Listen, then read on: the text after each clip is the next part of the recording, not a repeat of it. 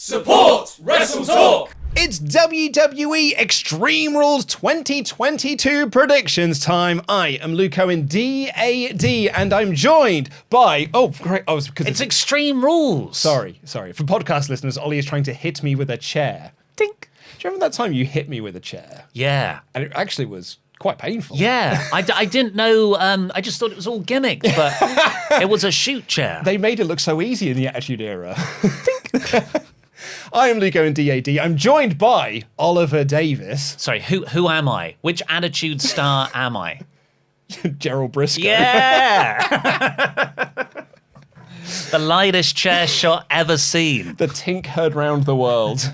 And we're here to do our Extreme Rules 2022 predictions because it is Triple H's first B show of his creative regime, which I think is quite an exciting thing to kind of learn what the difference now looks between a SummerSlam Clash of the Castle and an Extreme Rules. Well, I think Triple H, as we saw in NXT, there is no B show. All the takeovers were balls out phenomenal. The TV, on the other hand, is always B. We've got always B TV shows. It's one of my favourite things about Triple H thus far. Consistent 3 out of 5 Raws every single week that just build to a 5 out of 5 pay-per-view. You can't complain with that. And you can run off that goodwill from the pay-per-view for weeks. Absolutely you can. And I think he will do the same thing here because, well, we should probably open with this. The big tease going into this pay-per-view, the theory is it's going to happen here. Will Bray Wyatt or will the White Rabbit be revealed at Extreme Rules? Wyndham Rotunda, The Fiend. He goes by many names. We'll probably find out what his new name is for this gimmick, whether it is the White Rabbit. Yeah, so this is the main question. Because when you look at this card, it is exciting. I really cannot wait to see a lot of the matches. Imperium versus the Brutes. Yes, please. I can't wait for that. But storyline-wise, headline-wise, this is the biggest thing at the moment in wrestling, kayfabe-wise, because there's all this stuff in AEW. Yeah. And it's funny, I was thinking about this. 3 years ago, almost to the day, we had everyone very, very excited about The Fiend's first title shot. Hell in a Cell, Seth Rollins. The Fiend was the hottest thing in wrestling. The same week that SmackDown went live on Fox and Brock Lesnar squashed Kofi Kingston in a few seconds, and the first ever episode of AEW Dynamite. It's like people misremember that as, oh yeah, Dynamite was the biggest thing that week. Nuh-uh. No, it was The Fiend. It was Cain Velasquez.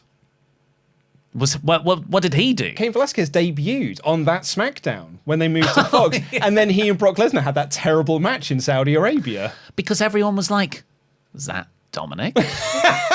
Why has he come out with Ray? And now look. Now look at him, part of Judgment Day. Cain Velasquez turned heel on Rey Mysterio and joined Judgment Day. Right, so, do you think Bray Wyatt will show up on Extreme Rules? Now, this is going to be one of those things where WWE have not said that he is going to be on this show. They haven't even said Bray. They have not said the White Rabbit will be on the show this week. But it's been heavily implied through the QR code videos that Extreme Rules is going to be the show that he shows up on, or whoever the White Rabbit is. It's Bray Wyatt, but whoever the White Rabbit is. So I think yes, because I think if it's not, I think there will be a group of people, whether rightly or wrongly, will be massively disappointed that there's no. I think there may be people tuning into this show just for that White Rabbit reveal. 100%. And we've got numbers to back this up, which is the best way to win any argument, when you pull out a load of numbers and go, look at all these. So the Bray Wyatt teases, the White Rabbit teases were happening. And in the early days, it would just indicate a time and a place. And people figured out that one of those times and places was like 9:16 p.m. at that Friday's SmackDown. That Friday's SmackDown, which is about 2 weeks ago, got a monster rating. Like the biggest SmackDown viewership figure in a couple of years. Up 400,000 people. That's like a 20-25% increase. You're welcome for that, by the way, because we had a WrestleTalk news saying debut this Friday. So if you Triple H, I like donuts and muffins, so you can send those in the post. So that unfortunately, that level of viewership was not maintained because ultimately that tease was revealed to be a tease for another tease, which was, well, now you want to tune into Raw. And then Raw's was, oh, you might want to watch SmackDown. I think this is a good way. I think it's great. I like how they're drip feeding this. And in an ideal world, I don't think you pull the trigger at Extreme Rules. You keep the anticipation going.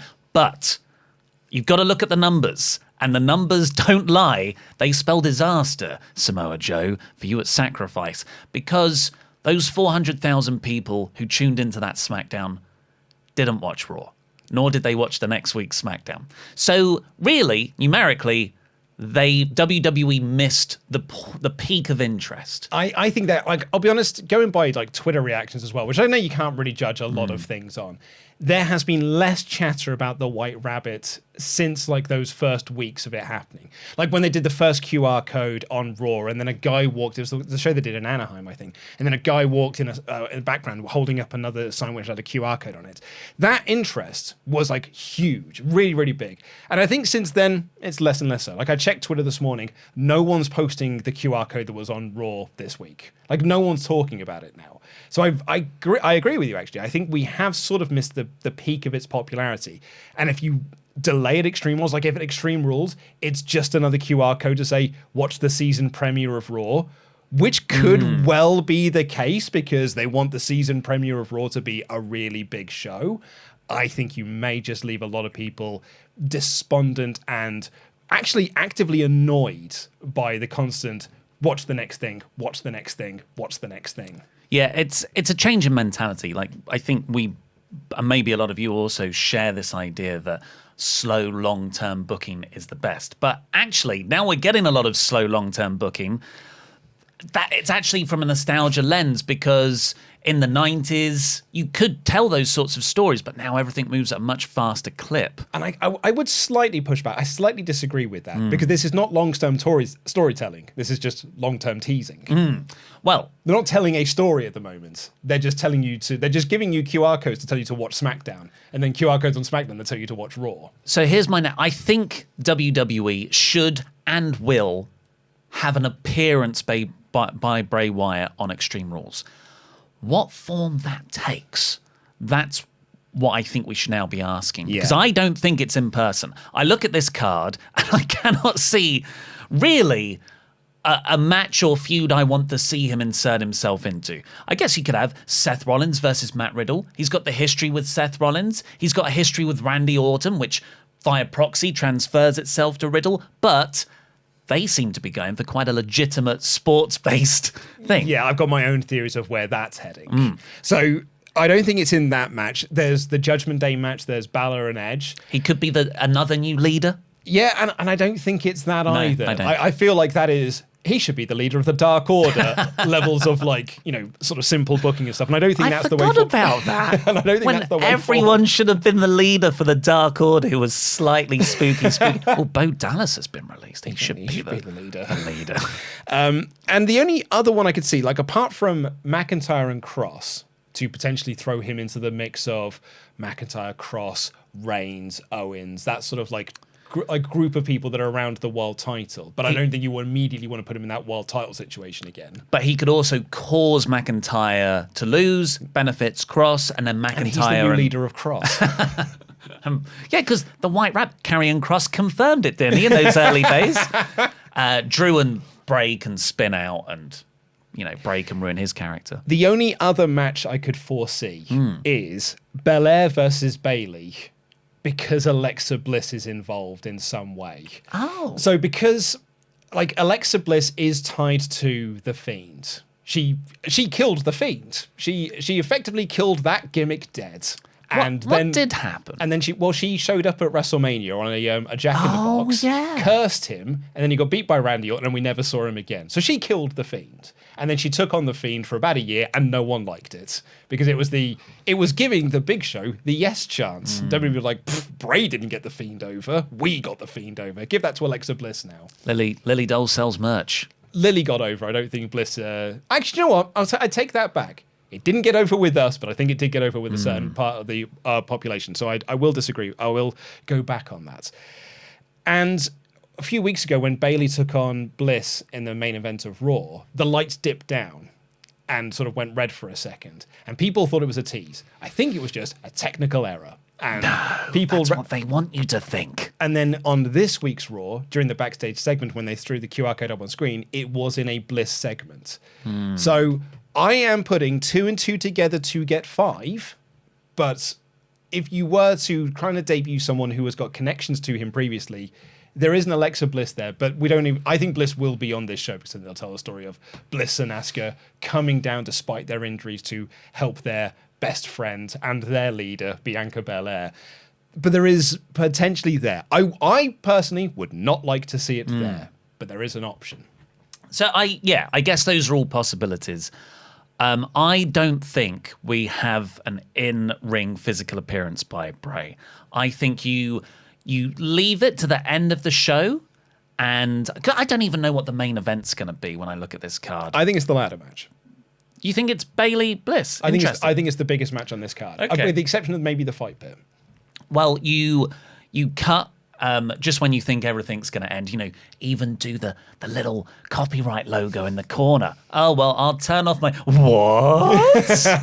It's Triple H's favorite NXT production trick. That's actually a really good shout. And then you go into video package, exactly what we got with MJF's return at AEW All Out. Video package, go 2 hard minutes of incomprehensible gobbledygook montage, and then Carry Cross comes in. Joe Gacy from NXT. Then you have the unveiling of Bray in whatever new character he has. Or there's also the possibility, when you look at The Fiend, that was a long drawn-out process. You had a month to 6 weeks of tiny clips, which I think a lot of people forget about, of just puppets going. Mercy the Buzzard just popping out of a box. It wasn't great. No. But then after a month of that, it revealed itself as the Firefly Funhouse, which is one of the most spectacularly awesome things that's happened in wrestling in my lifetime. So maybe these teases were that part, and now we're going to get the more overt, here is Bray in his latest vignette form, but we don't get, and I don't think we should get, an in-ring Bray until, well, I don't want to say Crown Jewel. I want to say Survivor Series.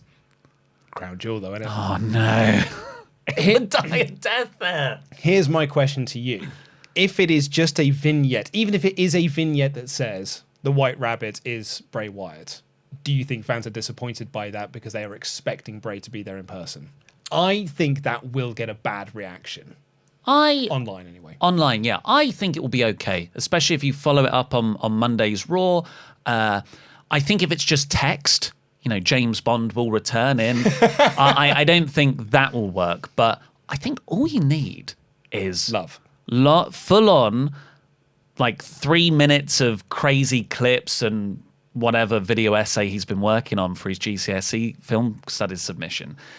But then you just have everything goes black, 5 seconds, a lantern comes up, run, and that's it. I think that's all you need. That's all I certainly need. I think it'd be really cool. Yeah. I'll be so interested to see what the reaction to this is going to be like when we review this at the weekends. When we review this on Sunday, whether or not it will be like oh my God, this is amazing, or WWE have screwed this up and I'm actually annoyed now. I stayed up till 4 a.m. to see Bray Wyatt, and all I got was a tease to tell me to watch Raw the following day. I think WWE should play this slow, and they haven't actually. They've gone out of their way to not explicitly say it's happening. So I would counsel us and everyone watching not to expect full-on storyline, I'm back. But I think the next development of a tease is the smartest and narratively fulfilling way to go. I completely agree. Last thing I think we'll sound is, though, is look at all those people that stopped watching after you just found out it was teasers. You mentioned the 400,000 tuned in for SmackDown, then realised it was just more teasers, so didn't tune in again. Well, this isn't a tease. It's not a tease, though. It's a reveal of Bray Wyatt. But it's just further teasers. No, I don't think so, because you're like, look, it's Bray Wyatt now. But it's further, he is back. Yeah. I mean, you were the one who used the word tease. That's all. Oh, yeah, sorry. But tease is... I mean, Bray Wyatt enters his full-on vignette phase. Should we do the actual card? Let's go through it. It's a 6-match card. We'll kick things off with the SmackDown Women's Championship match, an Extreme Rules match between the champion Liv Morgan and Ronda Rousey. Uh-oh, the chair's back, and... Got to do the big sell.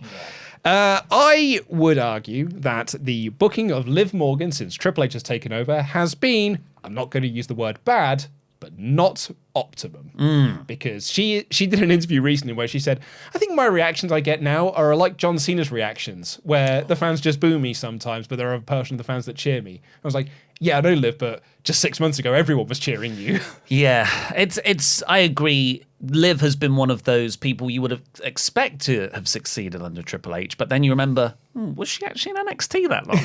Or at all? And she was, but she didn't really do much. Yeah, so it's quite obvious. She's had this Ronda Rousey threat looming over her because she cashed in the briefcase to get it from Rousey.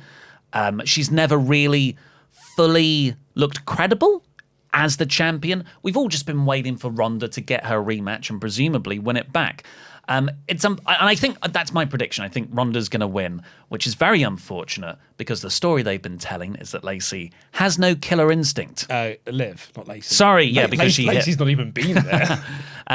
Well, Liv beat up Lacey on Friday. It's another example of someone you'd have thought had done quite well under Triple H, but maybe they're just waiting for her time.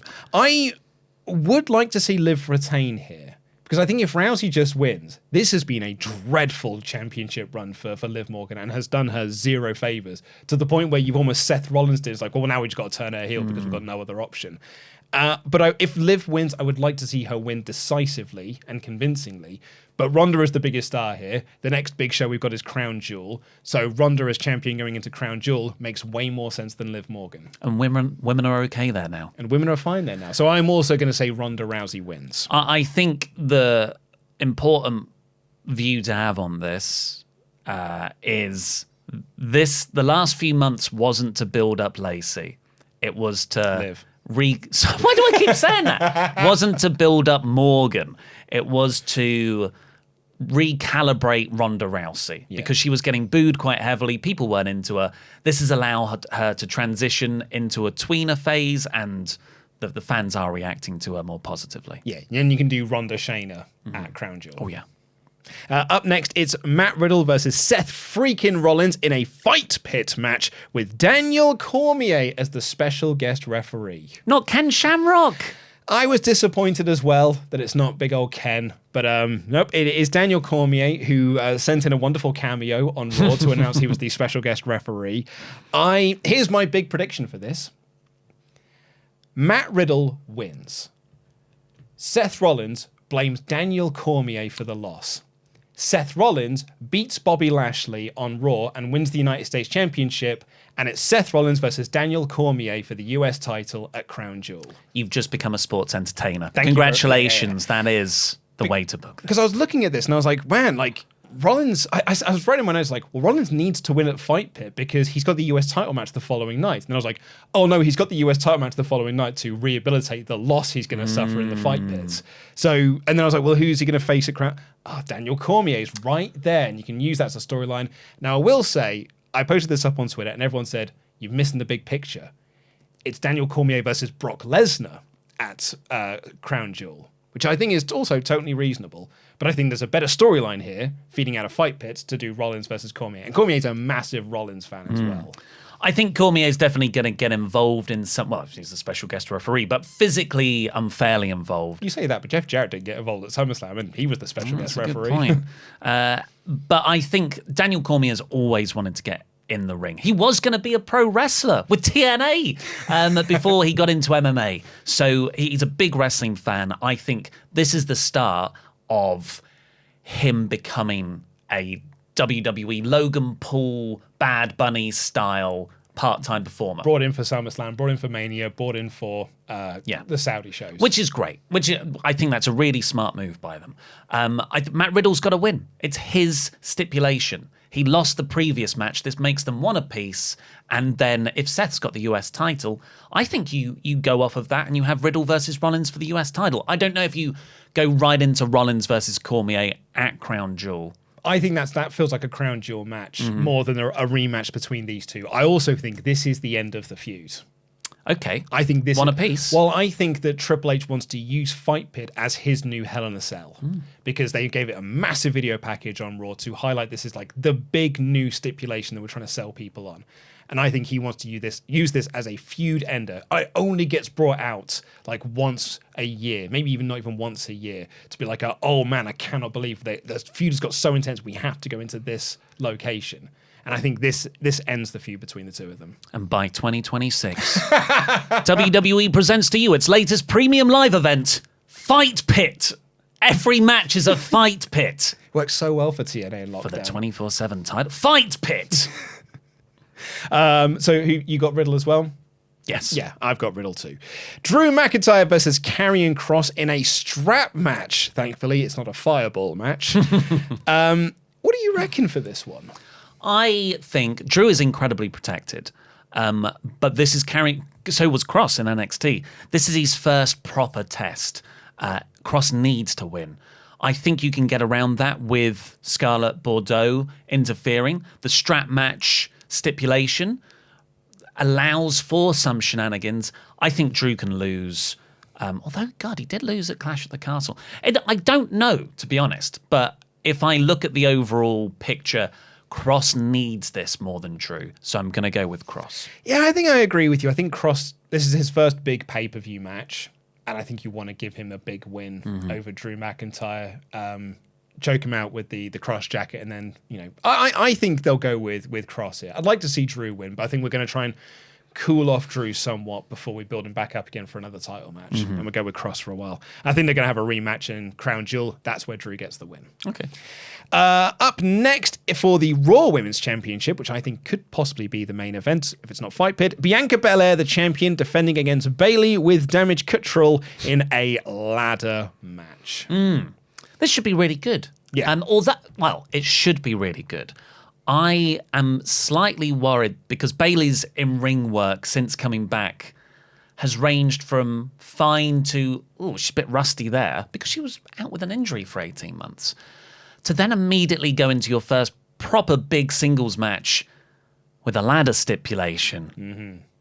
It's naughty. It is naughty. Also, they said on Raw, this is the first time the Women's Championship's ever been defended in a ladder match. So big Expect James Ellsworth to win it. I actually think Belair retains here.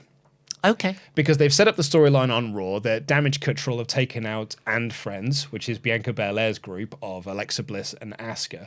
And I think you're going to have Dakota Kai and Io Sky getting involved, 3-on-1 beatdown.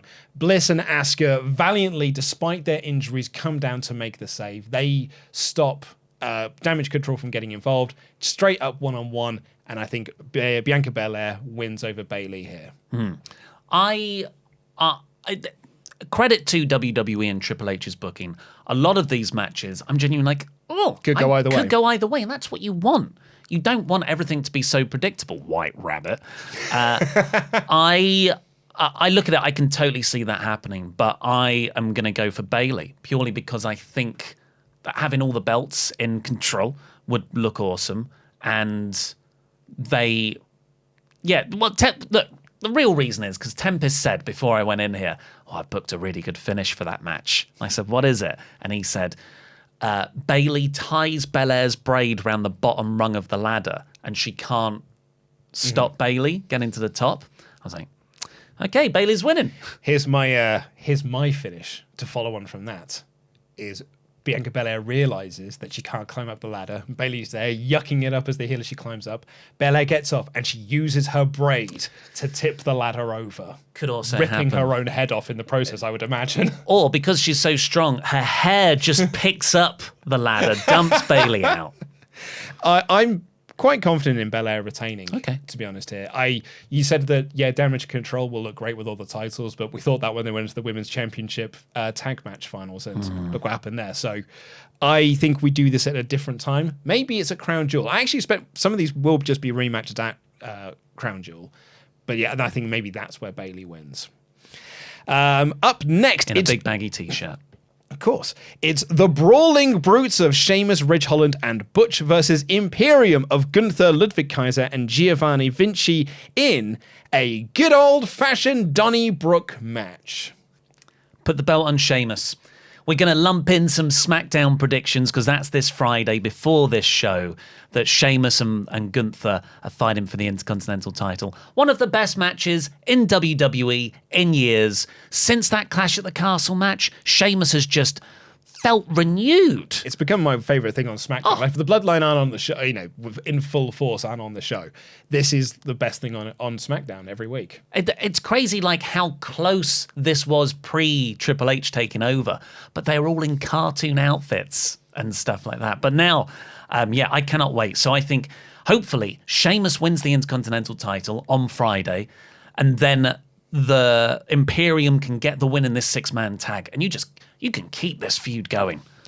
I think Gunther retains the Intercontinental title on SmackDown, and the Brawling Brutes pick up the win here to set up Sheamus versus Gunther for the title at Crown Jewel, and that's where Sheamus wins. But then Sheamus has lost singles matches twice. Yeah, but then he's won a six-man tag, and then he wins the belt in Saudi Arabia. Yeah, but Pete Dunne pinned Ludwig Kaiser, so Sheamus should get a rematch. I think Sheamus pins Gunther in this. Okay. I think Sheamus pins Gunther in the six-man tag, and that's what sets up and you do it as a big stip match. So maybe you do it as a cage match where none of the other lot can get involved. I think Sheamus has caught fire so well, you can call an audible and have them trade this belt back and forth for a few months. I think he's caught fire so much that the Crown Prince should be the person to see this big title win.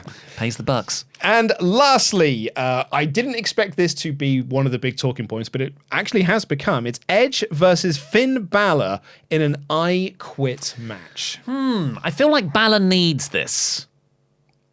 I really feel like Edge doesn't. Because, Edge 100% does not need this win. Because I thought Edge came back and said, I want to work with all these young guys and I want to put you all over. And I went back and had a look. This is reverse chronological order. So the young people he's beaten most recently to last year.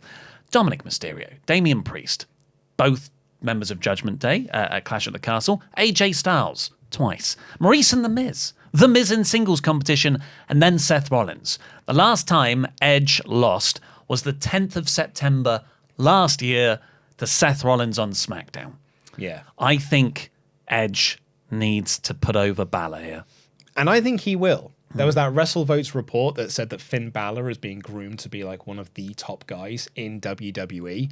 And I think the win he got on Raw, a dominant win over AJ and Ray, sets him up here to also get this big win over Edge. Edge can go away for a while.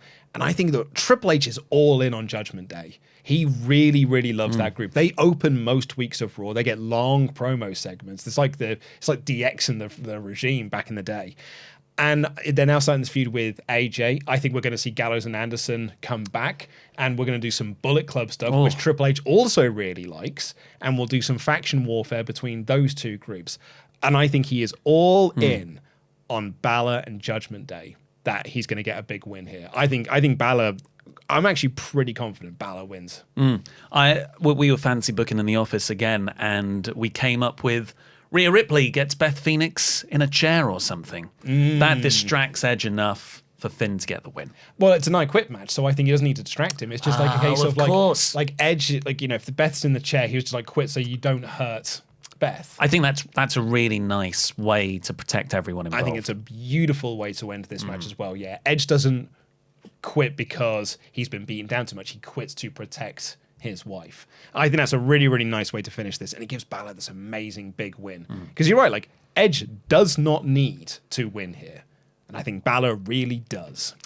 Well, that's all we've got time for today. Please let us know your predictions down in the comments below, and also press the subscribe button, because we've got a full podcast review of the show going up this Sunday. But for now, I've been Ollie Davis. This has been Luke Owen, DAD. Jam that jam.